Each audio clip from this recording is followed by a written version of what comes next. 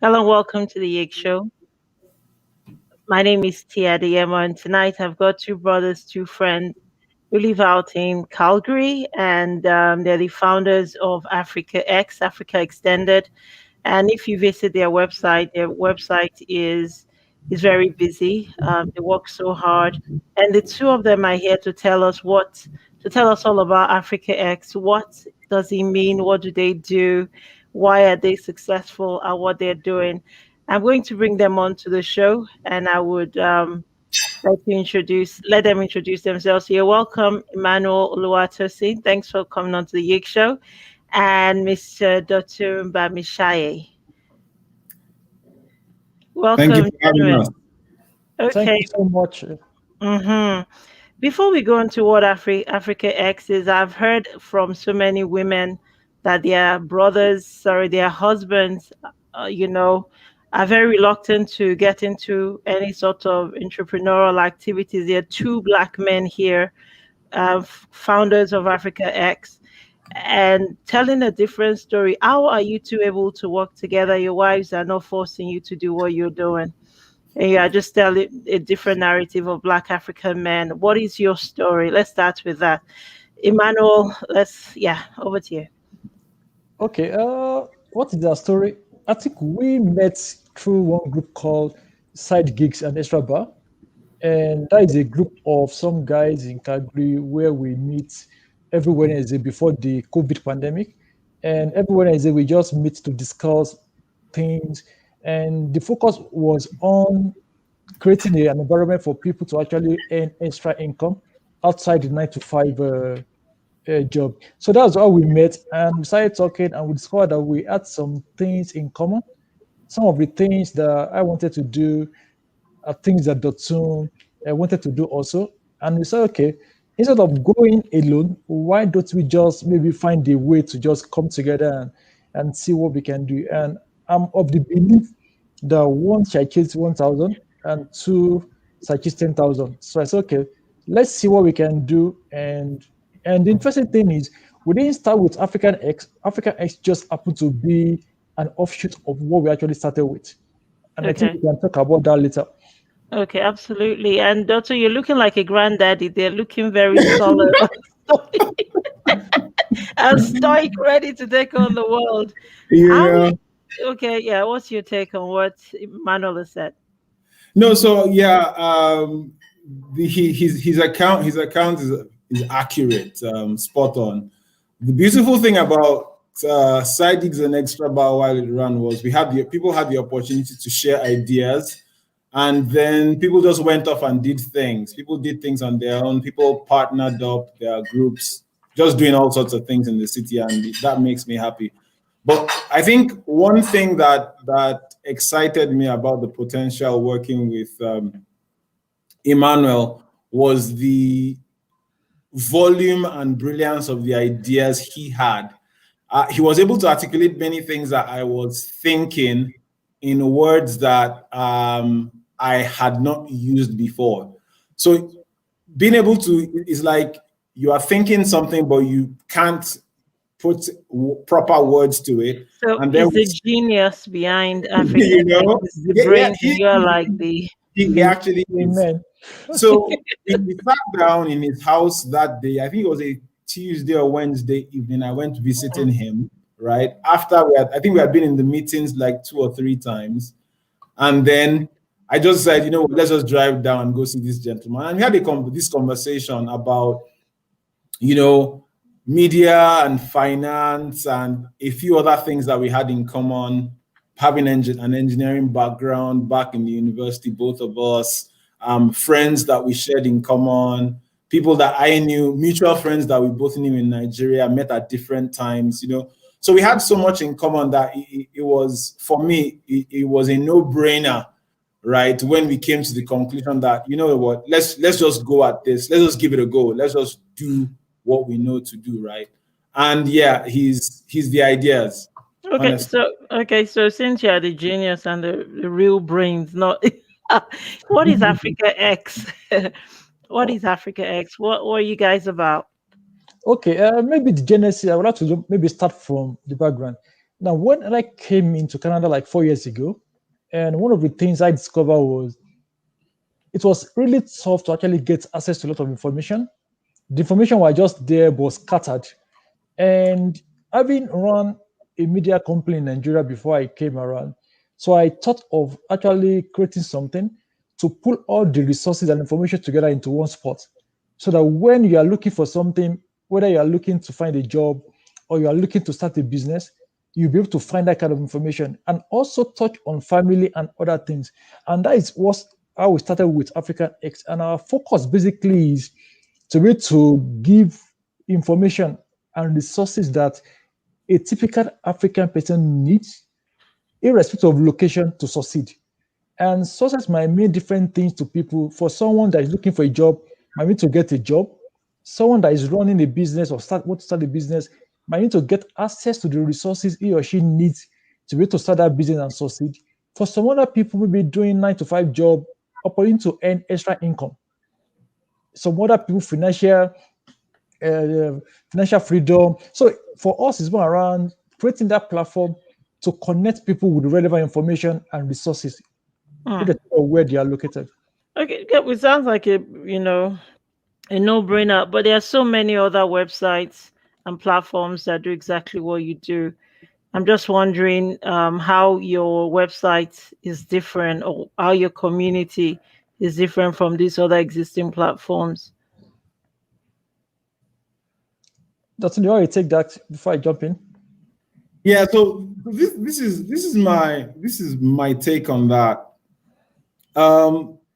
In terms of when you're an African or a person of African heritage in North America, yes, there are opportunity providers, but the way they will serve it up to you doesn't necessarily address your concern or appeal to you the way it would when somebody who speaks your language does. So our value proposition is basically to be able to help Africans speaking their language in the way that they would understand, appreciate, and value, speaking to their values, speaking to their historical experiences, and then sharing the things that we know they aspire to achieve, right? Pointing them in the right direction as far as we have the information. So for us, it's just making sure that as people who have lived in Africa, grown up in Africa, now in North America, we're able to provide people a platform to bridge the gap, to bridge the divide. So that's really our unique sweet spot. Emmanuel. Yeah. So maybe in addition to what Dotun said, if you look at how we are structured, so we start from you looking to immigrate from Africa, maybe to Canada. And so it's a journey. So we want to be with you at every stage of that journey, from giving you information around immigration, what you need to do. And when you land in Canada also, or US, for instance, then you get access to the information you need to settle down. Things you need to do in the first week, second week, maybe the first month.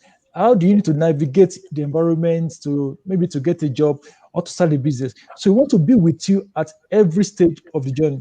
And one thing, maybe why we are a bit different, is because currently now, when people in Africans in diaspora, they still go back to maybe Little KG or go back to narrow land for information.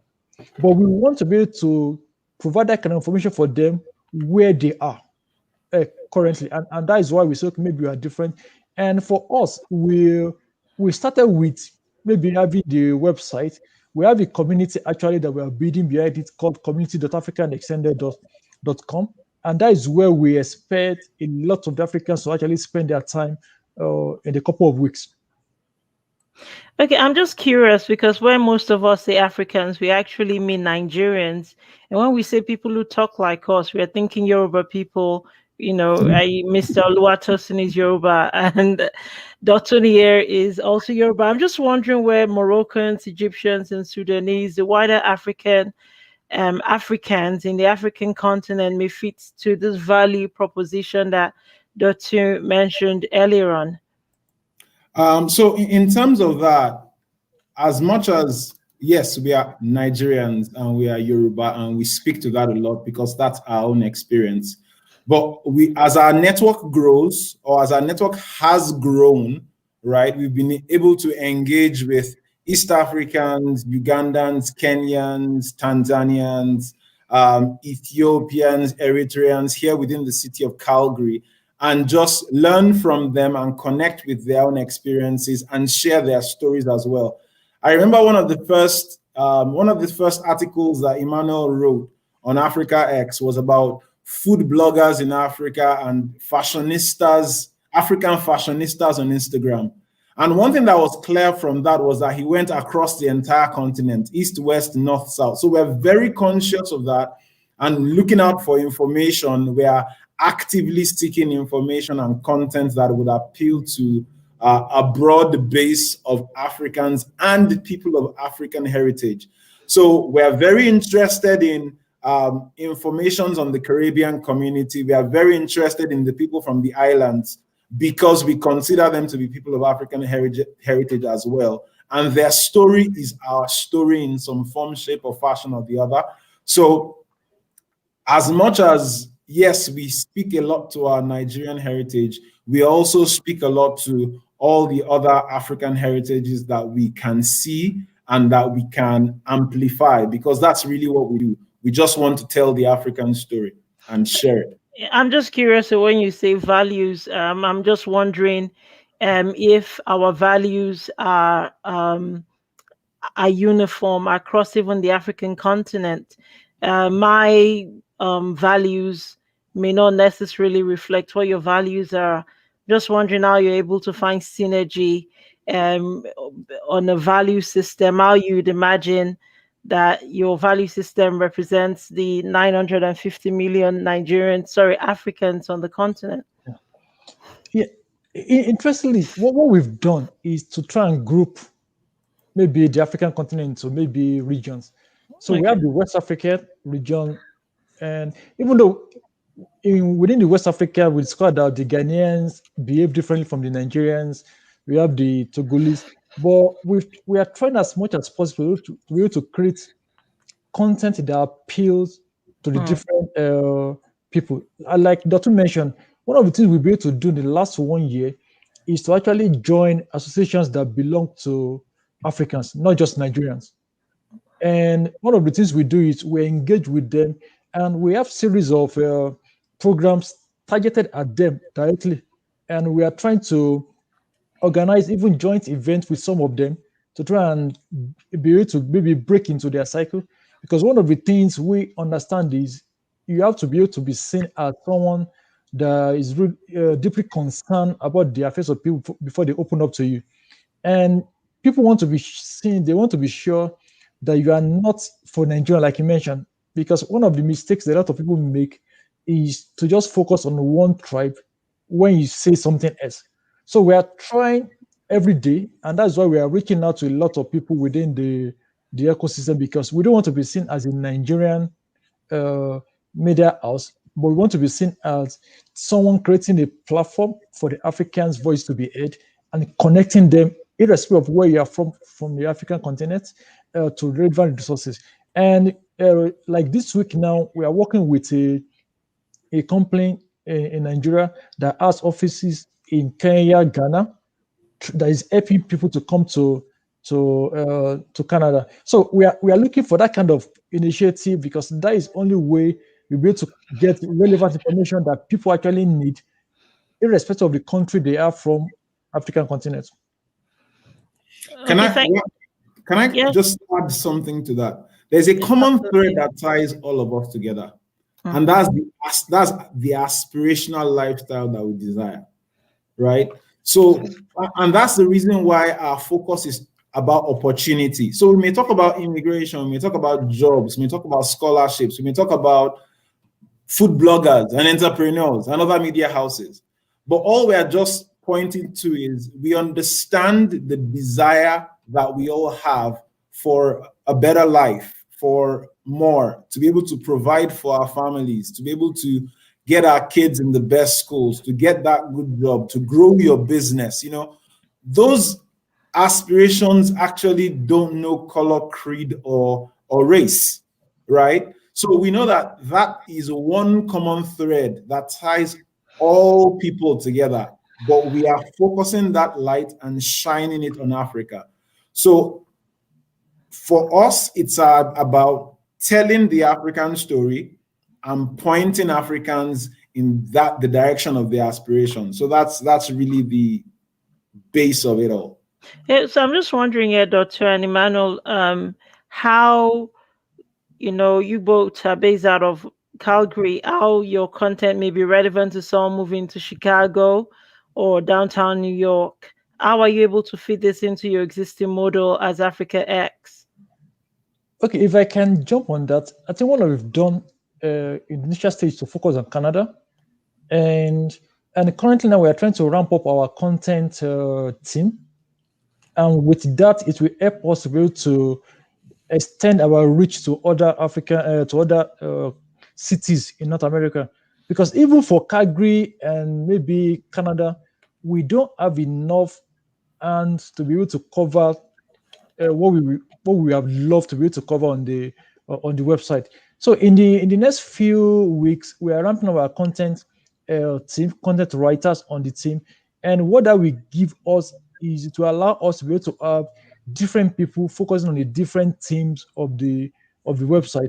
And at that time, we'll be able to say, okay, maybe we have something for people in Chicago, people in US. And one of the things we've told ourselves when we started is let's try and focus on Canada and do it very well.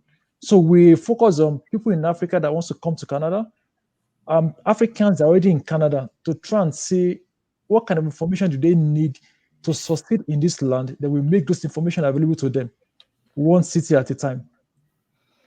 Okay, thank you. So I've got two questions here. How do you deal with competition, and how do you get your news? Because what it is your website says you are focused on becoming the leader in connecting brands. So where are you getting the knowledge base to become um, the leader? If I may ask you this, please. Okay, maybe one thing I'd like to correct: we don't write news. We don't focus on news. We focus on resources and information that are not time based, things that people can always refer to anytime. And what we do is, as things change, we go back to update those information to make them as relevant as possible. And if you recall, when we started, I said that most of this information are out there, but they are scattered. So what we do on a daily basis is to actually organize those information in a way that is easy for anybody that's looking for them to be able to get access to them. And that's what we do. There and every day we check out government websites, companies' websites, what's available, and sometimes we get information directly from companies themselves, asking us, okay, they want to make available this kind of information to the people that are in our community. So we are not doing news. We focus on information and resources that are not time bound, that anybody can always refer to anytime, irrespective of where they are on their journey. Yeah, I beg your pardon. I must have meant, where do you get the information, the knowledge that you use on Africa X? Maybe not necessarily news. And you've answered, you said government website, and that companies directly contact you. Yeah. So we do a lot of research on government web, depending on what we want to write about. For instance, Dr. mentioned that we did something around uh, maybe top bloggers, food bloggers in the world, the Africans at the time. So one of the things we did was to actually starting point is Google to check, okay, who are the food bloggers around. Then we check their ranking on the different social media platform. We check their ranking on Alexa. Check how many people are following them on Twitter, on their different social media platform. So we do those ranking. Then we pick, if you want to write about maybe 7 or 10 or 5 of them, we pick who we think are the top 5. Then we write information about them, and we always link back to their website and to their social media pages so that people can learn more about what each one of them has to offer. Hmm. So how do you deal with competition? This is the second question. Yeah. Is that a smile or a smirk on Dotun's face? Competition, Which is it? honestly, this is our perspective. Yeah. Everybody has his own race. right? Our goal is to get the information out there to amplify the African voice. Everyone who's amplifying the African voice is to us a partner in progress, right? And that's the way we see it. So in that sense, we really don't spend a lot of time thinking about competition. At most, we would learn from competition and say, okay, this is what we can see being done, and how can we do it the Africa X way, right? We would make assessments, have conversations around that, make decisions around that, and then go ahead and implement based on that. But in terms of competition, we don't spend a lot of time thinking or talking about it. Now, sorry, did you want to jump in there, Yeah, Manu? maybe what I can add is, like Dotun said, we don't focus too much on competition. We have people and brands that we're trying to pattern what we are doing after. So we rather spend a lot of time checking out what they are doing and what we can learn and adopt from them, rather than focusing on maybe someone like, because if you are trying to showcase Africans, yeah, we feel we are trying to achieve the same thing. Our maybe approaches may be different, but and that's why we always seek out partnership. There are people we've reached out to even in Canada on possible partnership because we feel we think we want to do this and you are doing this. Instead of us having to start afresh, why don't we just work together and create maybe a column? For instance, 2 weeks ago we started what we call the Resilient Entrepreneur Series on the African Extended with Nigerpreneur Canada. For us, it's something that we plan to do initially, and she's doing something in that line, and we try to partner as against going the route alone. All right. Okay. Sure. Um, I was just wondering, last year, worldwide, there was a lot of protests, a lot of energy surrounding police brutality, black violence against black people. I'm just wondering if Africa X is a momentary buzz that covers or that seeks to cover black issues. You guys should stop Can I take smiling. that? Sure, you can. Can I go ahead with that? Yeah, go ahead. Yeah. So, T, I get you. And I'm coming after you for doing that. So, the beautiful thing is, Africa X, Emmanuel and I had this conversation sometime in February, and we started to meet on a consistent basis in March. And for about a month and a half, we were meeting twice a week, just talking about things we wanted to do and how we were going to do them. And then he shared his own experience running Bitstopia back in Nigeria. Now, on the back of that, for me, it was a no-brainer, right? Starting a media website. However, we had determined that where the voice was least and needed amplification was the voice of Africa. Now, with the George Floyd protest in the summer and all of that coming up, it was almost like a validation of what we had decided to do probably 2-3 months before that. And the goal is this: shine the light on opportunity, because with opportunity comes growth, and with growth and persistence will come success. If Africans are successful, our voices will be heard. So our route to excellence and to the amplification of the African voice is empowerment. And our perspective is empowerment in terms of knowledge, empowerment in terms of finances. If those two things are in place, the dynamic will be different. The conversations will be different. So our goal and our vision is to see people get stronger in terms of knowledge and in terms of finances. Emmanuel.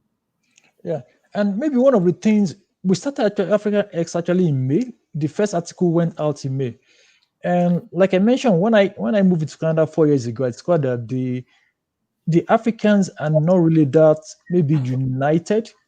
And we don't really have maybe like information on how to succeed. There are some tribes in Canada already. They are so united. and they know how to share information. They make available any information that they have. So our focus is to be able to create a platform that allows any African that comes into this environment to get access to what he or she needs to succeed. And that's why we started then, and it was even before the Black Lives Matters maybe crisis or the issue came up at all. We have a question here. Where do you see yourselves in 10 years? Is this a free service? Okay, so for I can take that. If you recall, I said that we are trying to pattern after maybe some media brands. So we actually have two media brands that we are trying to pattern after. One, it focuses on the Latinos in North America. So we've seen the model of what they do. They have online, they have video content, and they have online radio stuff. So we are everything we are doing now is just following in their steps. We believe the content will still be free to maybe members of our community, but there will be some services that we will charge for ultimately. And we will come up with a lot of services products that we charge for. And also we'll be releasing a lot of video content. Some of them will be paid in partner, maybe done in partnership with some brands. And if you recall, we said that we want to be able to create content for brands that want to reach African communities. So we'll be tapping into that space. We have people we are speaking with in that regard already. So it's just a matter of us ramping up our own team to be able to take advantage of that. But for the member of community, the website is still going to be free, but we have some services that we'll be charging and some things we'll be doing in partnership with some brands, and we'll be able to get maybe a slice of the revenue.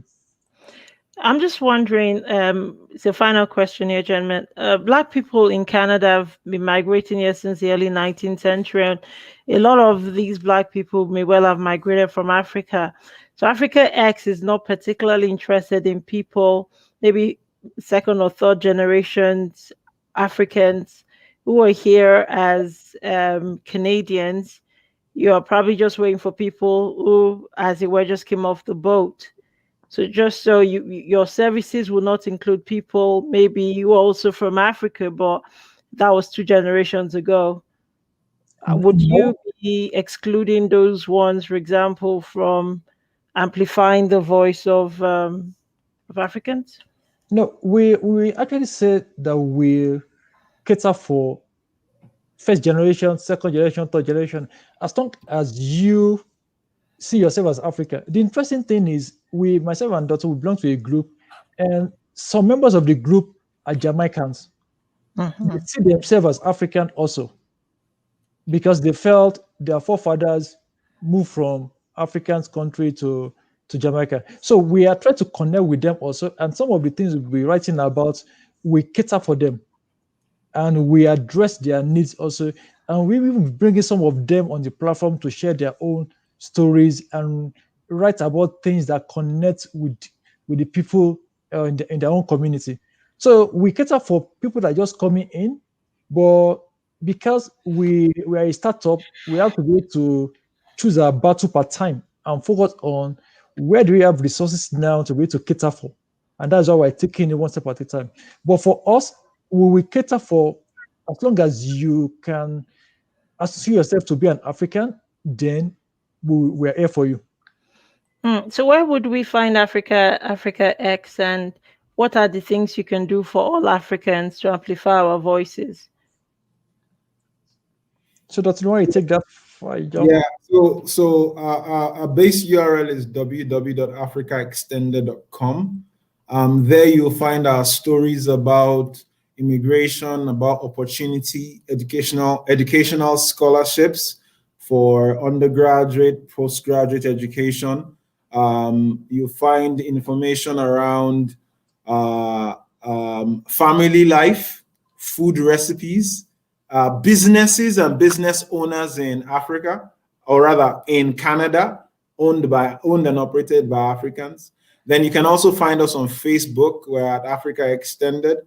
We're on Instagram as at Africa Extended. We're on Twitter as at Africa Extended. We're on YouTube as at AfricaX Media. So those are all platforms on which we are active, and we're sharing content either on a daily basis or a weekly basis, as the case may be. Just before you go, I understand when you gather Black people together, one of the binding things is faith and religion. And if you do not prescribe to a particular church, you're not welcome. Is Africa Extended based maybe on faith? And if I were like a Muslim, Sikh, or Muslim and Sikh, or maybe just Muslim, would Africa Extended have anything for me? I'm just curious. What are your I- thoughts? Interestingly, we don't talk religion on African Extended. We just focus on something that is common to everyone, and that is about opportunities. Whether you are a Christian, a Muslim, or a Sheikh, you're always looking for opportunity, whether to maybe get a new job, increase your maybe chances in your current role, start a business, or even succeed in your business. And to some people, they are looking for opportunity to earn extra income. So we rather focus on that common factor that cuts across everybody, whether you are a Muslim, a Christian, or a Sheikh, and that is our focus for now. Before you go, could you tell our listeners that Africa Extended is also not a patriarchy? Find Black men together and automatically patriarchy system falls. The beautiful thing is that being African men, Africa, yes, has been known to be very patriarchal. However, we believe that everybody should get an opportunity. Everybody should get a shot at life.